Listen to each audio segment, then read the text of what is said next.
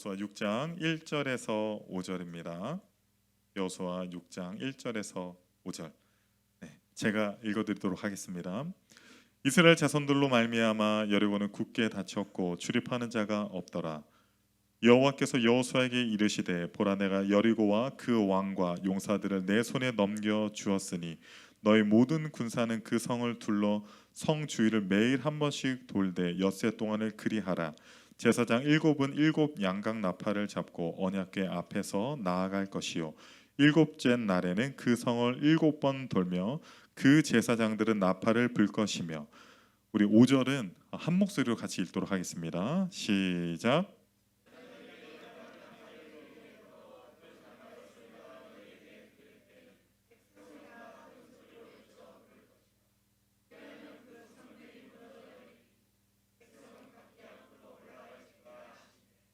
아멘. 네, 오늘 제목은 순종으로 승리한다, 순종으로 승리한다라는 제목으로 하나님의 말씀을 전달하도록 하겠습니다. 여러분, 요즘 취업 준비생들이 이제 취업을 할 때 면접을 보지 않습니까? 그런데 그때 반드시 나오는 질문 중에 하나가 이거랍니다. 상사와 의견이 다를 때 어떻게 대처하시겠습니까? 상사와 의견이 다를 때 어떻게 대처하시겠습니까? 저는 이 질문이 조금 생소했어요. 왜냐하면 제가 잘할 때까지만 하더라도 어때요? 무조건, 그렇죠? 선생님의 말씀에 무조건, 그리고 부모님의 말씀에도 그렇고, 아니 어떻게 상사랑 의견이 다른데 뭘 어떻게 해요? 당연히 상사의 말을 들어야 되는 거 아닌가라는 생각을 했거든요. 물론 이 질문에는 그 사람의 역량을 테스트하는 질문도 있습니다.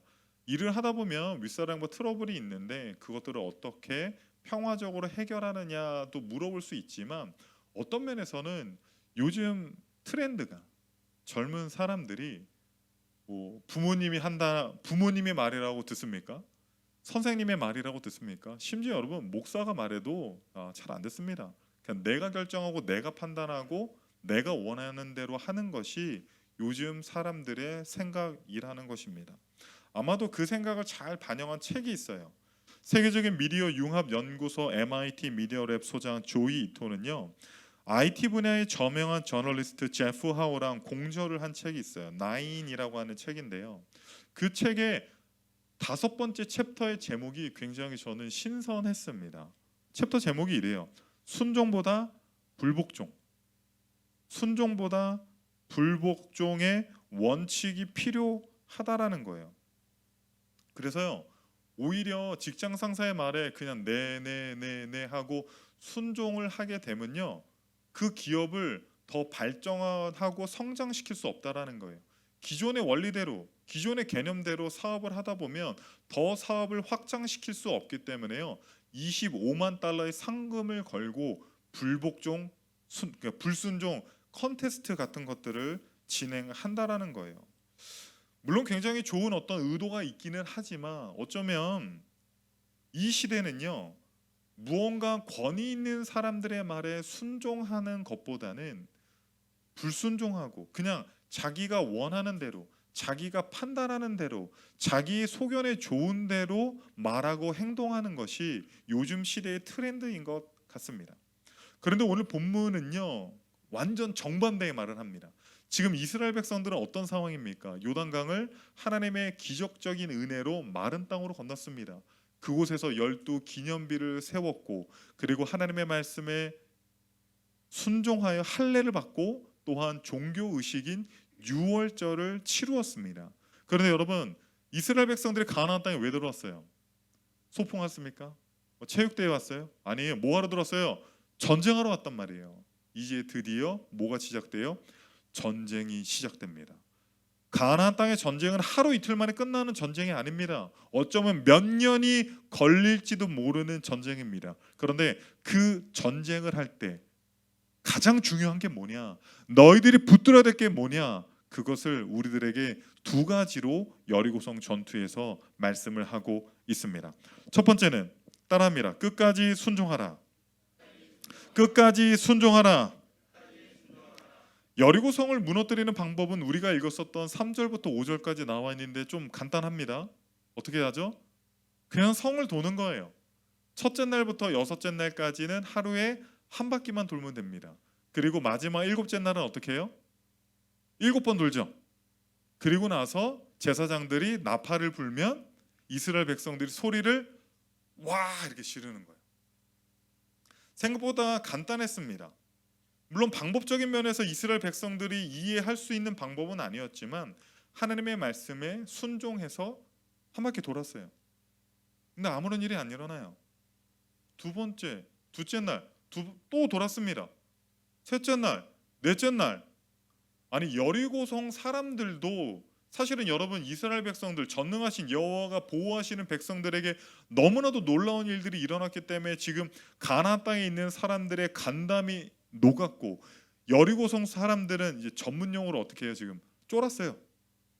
성문 전부 다 굳게 닫고 벌벌벌 떨고 있는데 성 위에서 이스라엘 사람들이 하는 모양을 보니 뭐 하고 있어요? 지금 돌고 있어요.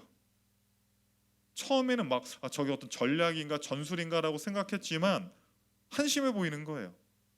막 어떻게 보면 여리고성 사람들이 막 조롱할 수도 있고 돌을 던질 수도 있고 침을 뱉을 수도 있고 멸시와 막 비웃음의 소리들이 들렸을 것 같아요. 뿐만 아니라 이스라엘 사람들 입장에서 어떻습니까? 좀 한 바퀴 돌면 살짝 금이 간다든가 뭔가 여리고성이 무너질 것 같은 그런 현상들이 보여야 되는데 전혀 그렇지가 않은 거예요. 첫째 날이나 둘째 날이나 여섯째 날이나 아무리 돌고 돌아도 아무런 일이 일어나지가 않는다라는 거예요. 여러분 나아만 장군이라고 아십니까? 아람 왕의 군대 장관이고 아람 왕이 굉장히 귀하게 여기는 큰 용사일 뿐만 아니라 아람 사람들이 존경하는 그러한 용사였습니다. 그런데 이 사람이요 문둥병에 걸립니다. 불치병이죠. 그래서 막 고통하고 있는데 자기 아내 시종이었던 한 시녀가 아니 이스라엘에 가면 엘리사라고 하는 선지자가 있는데 그 사람에게 가면 그 불치병을 깨끗이 고쳐준답니다 라고 해서 여러 금은보화들과 그리고 군사를 데리고요 사마리아 땅에 있는 엘리사를 찾아가요. 그래서 병을 고쳐달라고 합니다. 그랬더니 엘리사가 저 그냥 요단강에 가서 7번 씻으세요. 그럼 납니다. 그리고 그냥 문으로 탁 들어가 버리는 거예요. 그 나아만 장군이 어때요? 내가 군대 장관인데 왕도 나를 귀하게 여기는데 막 화가 났어요.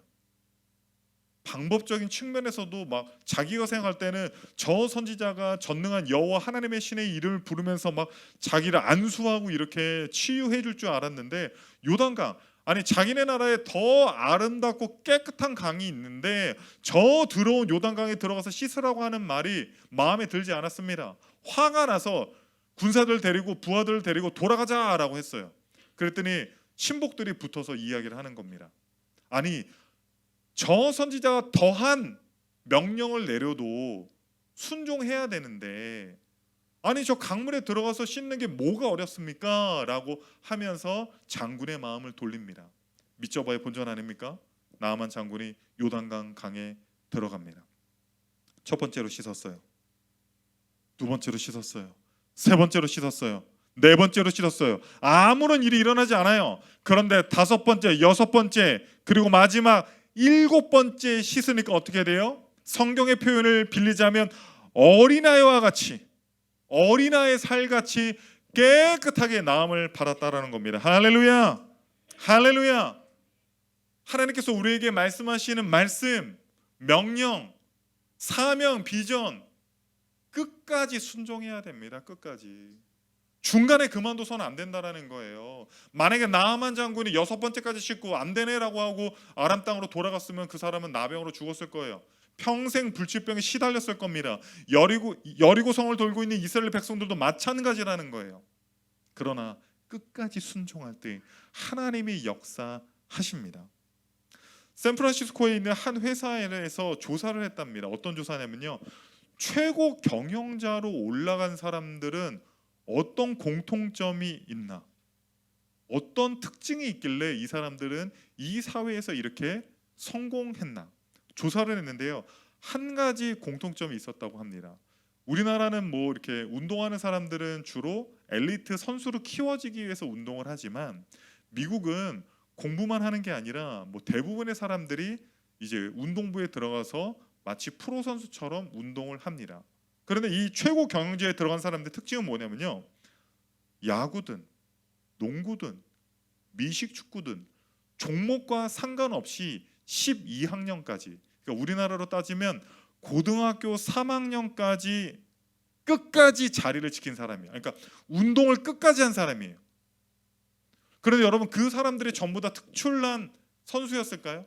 주전이었을까요? 유능한 선수였을까요? 아니에요. 유능하든 무능하든 어떤 사람들은요, 벤치를 계속 지키고, 그리고 주전자로 물 이렇게 나르는 역할을 한다 할지라도요, 후보 선수여도요, 끝까지 그 운동을 한 사람들이 최고의 경영자 그룹에까지 올라가게 되었다라는 것입니다. 여러분, 베드로와 유다의 차이점은 뭡니까? 여러분, 사실 어떻게 보면요, 저는요, 예수님이요, 베드로를 더 좋아했을 수는 있어도 유다를 더 신뢰했어요. 왠 줄 아세요? 누가 회개였어요? 누가 회개였어요? 유다였어요. 돈을 누가 맡습니까? 유다가 맡아요. 여러분, 제가 단기 선교 가잖아요. 그러면 뭐 통장에 넣어놓고 카드로 쓸 수 있는 게 아니라 현금은 이렇게 가지고 다녀야 돼요. 현금을. 그럼 회계를 누구 맡길까요? 회계 누구 맡길까요? 여권도 갖고 있어야 되거든요. 누구 맡길까요? 아, 맞다, 아, 깜빡이야, 그런 사람한테 맡길까요? 여러분, 단기 선교 준비요, 보통 2달에서 3달 하거든요. 정하지 않아요. 처음에요. 그냥 쭉 지켜봐요. 그러면요, 뭐 임원도 아니고 아무것도 안 맡았는데 막 30분 전에 와가지고 막 의자가 막 각 맞추고 있고요, 막 다 준비하고 있고요. 그런 형제들, 자매들, 그런 성도들이 있어요. 그분에게 맡기잖아요. 그러면 아무런 일이 일어나지 않습니다. 제가 볼 때요, 예수님은요, 유다를 더 믿음직스럽게 생각한 것 같아요. 그러니까 회개를 맡겼죠. 그런데 유다는 어떻습니까? 자신의 생각과 다르니까, 예수가 혁명을 일으켜서 로마를 물리치고 왕이 되어서 어떤 그런 모습들을 보일 줄 알았는데 자기 생각이랑 다르는 거예요. 그러니까 중간에 어떻게 했어요? 포기했습니다. 심지어 예수를 팔아버렸습니다. 그런데 오늘 베드로는 어때요? 여러분, 베드로가 완벽해요? 실수, 투성이에 좌충 우돌에 막 귀 자르고 막 주와 함께 죽을지언정 절대로 막 정말 장지지고요, 막 그쵸, 각서 쓰고 막 했는데도 로마 군병 오니까 그냥 막 도망가 버린다라는 거예요. 그런데 어땠어요? 여러분, 예수님이 붙잡혀 갈 때 누가 끝까지 쫓아갔어요? 누가 끝까지 쫓아갔어요? 거적대기 하나 같은 거 걸치고 베드로는 끝까지 쫓아갔어요. 끝까지. 차이점이 거기서 온다라는 것입니다. 세계적인 강연가, 동기부여자 보도 셰퍼의 책 이기는 습관에 이러한 글귀가 있습니다. 절대로 포기하지 마라. 포기만 하지 않으면 기어이 답을 찾게 될 것이다. 위너는 재능과 실력이 뛰어난 천재가 아니다. 위너는 포기를 모르는 바보다. 하나님이 우리에게 맡겨주신 사명들, 말씀들, 명령들, 비전들, 조그마하고 중간에 포기하면 아무것도 안 되는 겁니다. 우리가 끝까지 포기를 모르는 바보가 돼야 돼요. 그럴 때 우리 눈앞에 있는 여리고성이 무너질 줄 믿습니다. 하나님의 역사가 우리를 통해서 나타날 줄 믿습니다. 할렐루야. 우리 옆 사람에게 고백합시다. 끝까지 순종합시다. 두 번째는 따라하겠습니다. 침묵으로 순종하라. 여호수아 6장 10절 한번 읽겠습니다. 시작.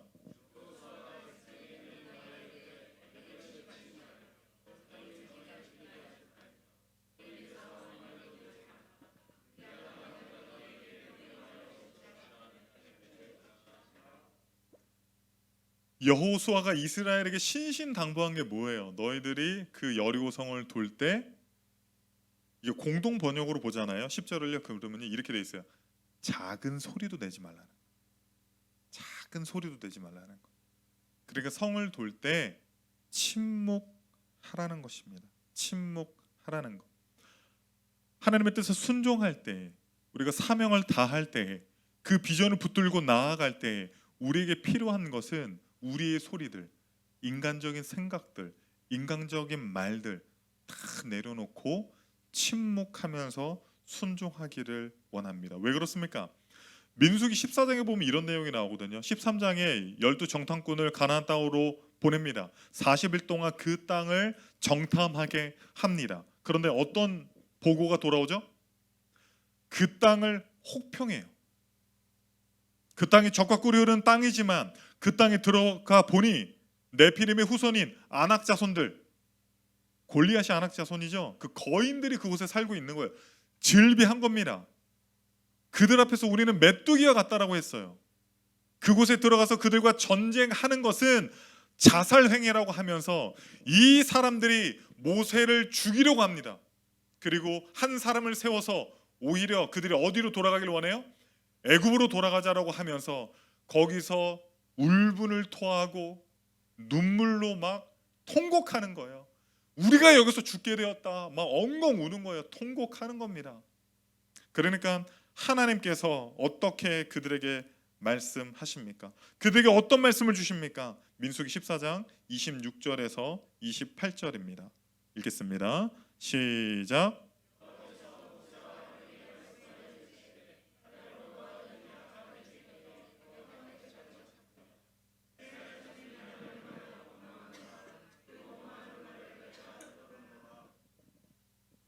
28절 읽겠습니다.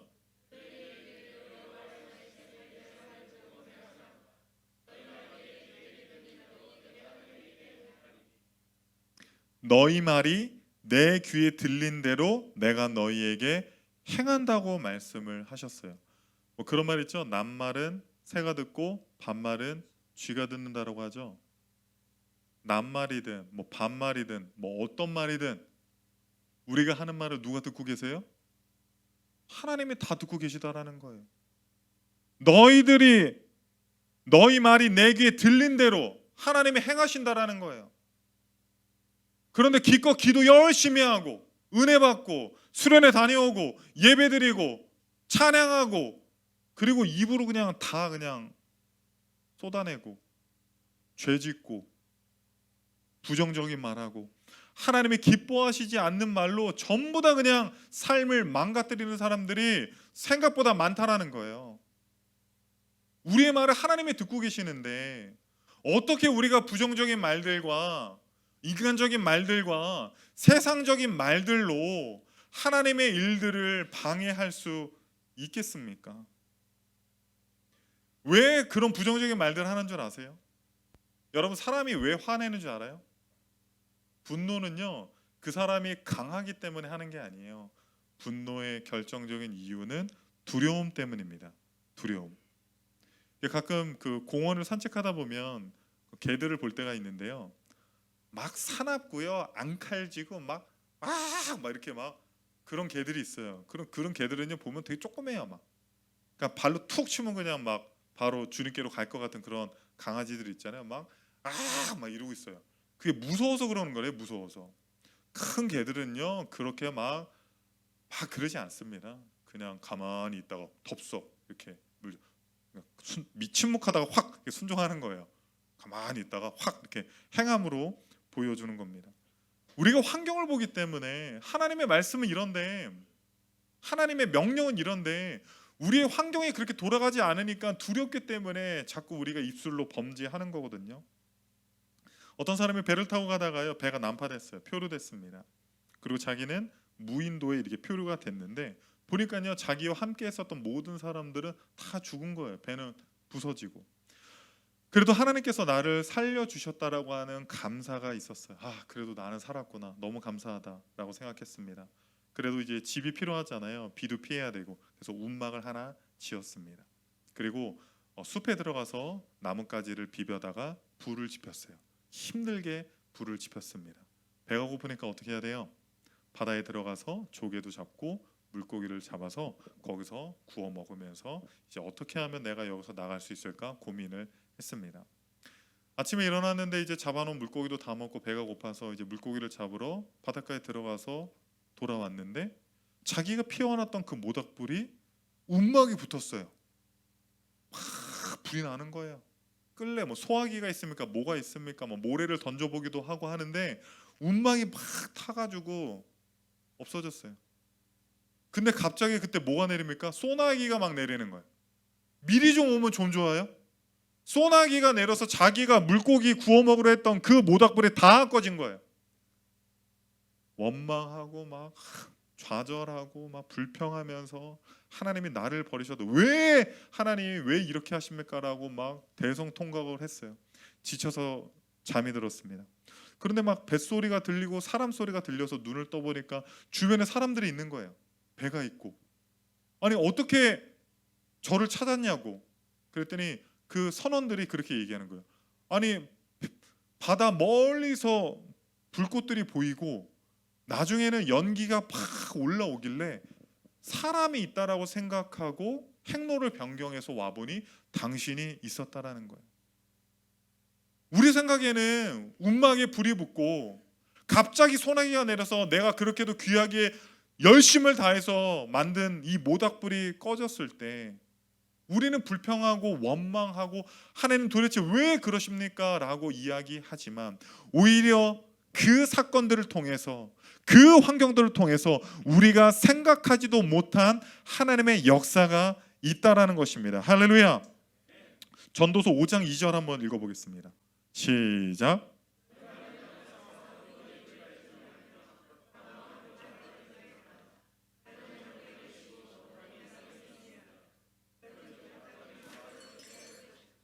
하나님은 어디 계시대요? 하나님은 하늘에 계시고 우리는 땅에 있잖아요. 얼마 전에 비행기 타고 오신 분들 보셨어요 혹시요? 비행기 탈 때 좀 밑에 보셨어요? 땅에서 볼 때 63빌딩은 너무나도 높아 보여요. 그런데 하늘에서 보면 어떻습니까? 그게 그거예요. 그게 그거. 우리끼리는 뭐 누가 키 크니 뭐 누가 뭐 이쁘게 생겼니 누가 잘생겼느니 하늘에서 보면 보이지도 않아요. 보이지도 않습니다.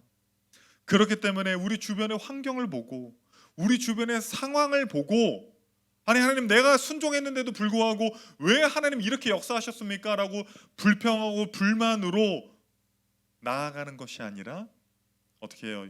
이스라엘 백성들처럼 어떻게 해야 돼요? 침묵으로 돌아야 돼요. 침묵으로. 중국의 작가 루싱이라고 하는 작가가요 이러한 시를 썼습니다. 온 사람들 검은 얼굴로 쑥덤불에 묻혀 사니 어찌 감히 슬픈 노래로 대지를 흔들 수 있나. 마음은 드넓게 광활한 우주와 이어져 소리 없는 곳에서 우레소리 듣는다. 아니 소리가 없는데 우레소리가 들린대요. 아니 어떻게 보면 소리가 없어야 우레소리를 들을 수 있다는 거예요. 우리의 인간적인 생각들, 세상적인 소리들, 우리의 인간적인 말들이 다 사라져야지 우레소리와 같은 하나님의 말씀이 들려질 줄 믿습니다. 어떤 사람들은 이렇게 말할 수 있어요. 아 목사님 이스라엘 백성들은 7일 돌았잖아요. 7일이면 저도 돌 수 있어요. 침묵하면서. 그런데 어떤 사람은 7일이 아니라 7주 아니 7달 아니 7년 넘게 지금 여리고성을 돌고 있는데 아니 여러분 우리 인생에 여리고 있지 않습니까? 무너지지 않을 것 같은 여리고 어떤 사람은 그게 건강일 수 있어요. 어떤 사람은 그게 공부일 수 있어요. 어떤 사람은 그게 돈일 수도 있어요. 어떤 사람은 가족의 구원, 남편의 구원일 수도 있어요. 어떤 사람은 그게 자녀일 수도 있어요. 도무지 불안한데 내가 이렇게 하나님께 기도하고 하나님께 순종하는데 여리고성을 아무리 돌아도 그 여리고가 무너지지 않아서 그리고 세상 사람들의 비웃음, 조롱 심지어 나는 하나님을 믿고 있지만 이 여리고는 안 되겠다. 다른 성으로 가야 되겠다라고 생각하고 포기했던 불신앙이 여러분 안에 있습니까? 우리는 믿어야 됩니다.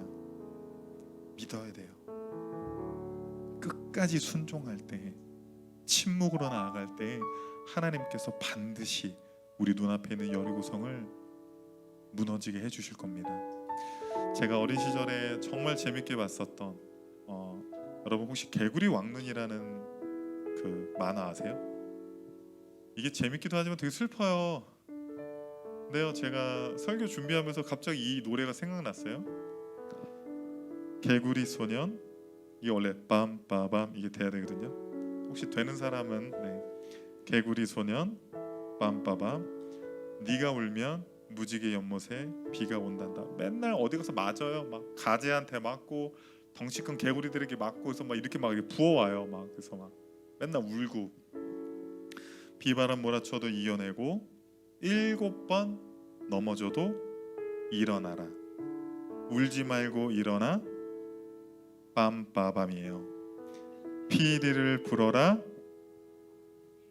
빌리리. 네, 제가 이거 안 불러야 되는데 자꾸 부르게 돼요. 빌리리 개굴 개굴 빌리리리 빌리리 개굴 개굴 빌리리리.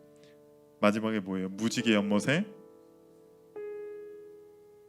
크게 무지개 연못에 무지개 연못에 무지개 연못에 웃음꽃이 핀다라는 거예요. 우리 앞에 여리고성이 있습니까?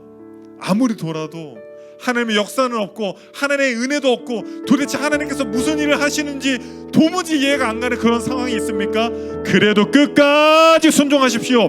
포기를 모르는 바보가 되십시오. 그럴 때 하나님께서 인간의 모든 소리는 제하여 주시고 반드시 그 여리고성은 무너지게 될 줄로 믿습니다. 할렐루야.